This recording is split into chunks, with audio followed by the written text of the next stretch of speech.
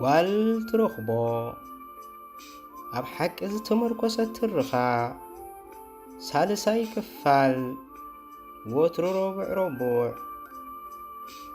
ጸሓፍን ተራኽን መምህር ደሰ ገብረ ኪዳን ወዲ ሕቡር ዝኸበርክምን ተኸታተልቲ ናይዛ ትርኻ ኣብ ዝሓለፈ ካልኣይ ክፋል ማለት ኣብ ዝሓለፈ ረቡዕ ኣነን ዮሃናን ኣዚና ተፋቲና ከም ዝነበርናን ዮሃና ክትፋንወኒ ኢላ ኢዳ ምስ ሰሊለትለይ ኣነ ኸ ኢዳ ተቐቢለ ጨቢጠዮ ደቓይቕ ደው ከም ዝበልኩን ንሳ እውን ከምዘይጸልኦቶ ብሕፍረት ሓዊሳ ፍሽኽ እናበለት ዓይነ ዓይነይ ትጥምተኒ ከም ዝነበረትን ኣብፂሐ ገዲፈኩም ነይረ። ሎሚ ድሮ ረቡዕ ኣኺሉ ከዓ ሳልሳይ ክፋል ሒዘ መፅእ ኣለኹ። በልሕጂ ሲኣኽለና ምሳሕ ከዓ ከይንርሸን ስኻ ከዓ ምሳሕ ከተረክብሲ ኣብ ዝፅንሐኒ እሞ ቀልጢፈ ክመፅየ ኢላ ዮሃና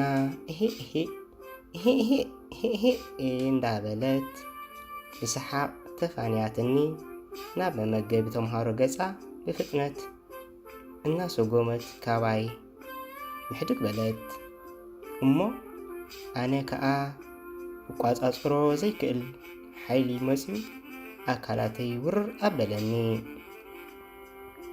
ልክዕ ከምቲ ባሎታት ኣብቲ ከባቢይ ዝነበረ ተሰሪሐ ከዓ ንዮሃና ክሳብ ካባይ ትኽወል ተዓኒደ ይጥምታ ነበርኩ። ዮሃና እውን እንተስ ከምዝናተይ ጀሚርዋ እንተስ ብኻልእ ተመሊሳ ክትጥምተኒ ጎፍ ተባሃሃልና።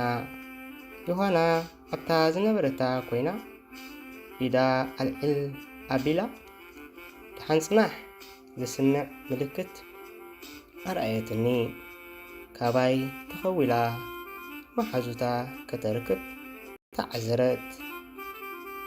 ተፀሓይ እውን ድሓን ኣይትእቶ ምስቲ ዝነበረ ኩነታት ተመሓዝያ ጽሩሩ ክሳብ ዝብለኒ ለኸዐትኒ።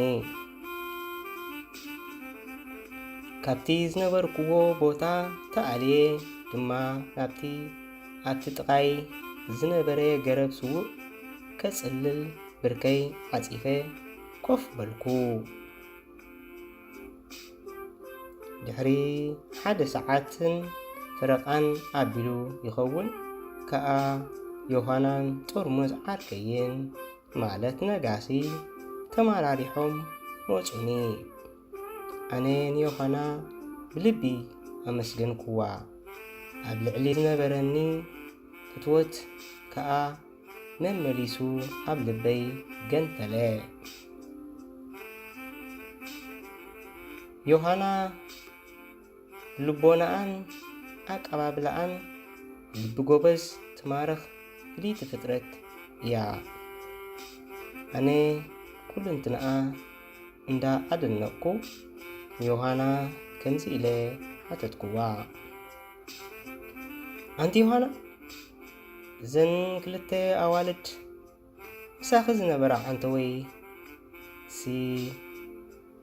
መሓዙት ክድየን ብሓቂ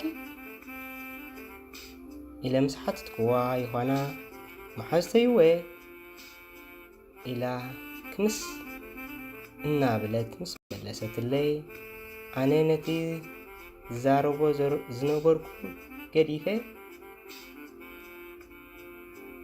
ስምዕ ከብላ ቁሩብ ተሪፍኒ ነበረ።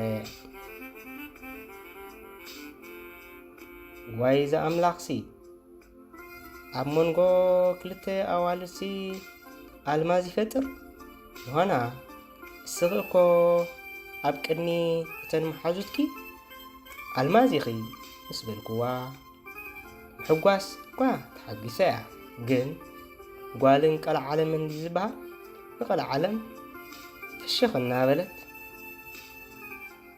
ኣታ ኣዕቢኻለይ በለትኒ። መሊሰ ክውስኽ እናሓሰብኩ ጥርሙዝ ዓርከይ أنت كنت تزارقها نعناي أمو قدم تمسح دحار تملؤو اتي الالبوم يولني كنمسح نابتي كافتريا قسنا كدنا خبركم من زخبر كنت خاتلتنا تاترخا سالساي كفال أبزز تودق نزون تمثل زمسق ربع رابعي كفال حزة سقاب زمسق مجماريا يسل زخوني متابع زخون لايك كومنت سابسكرايب كاباهم كسبه يغني لي تشاو سسنايو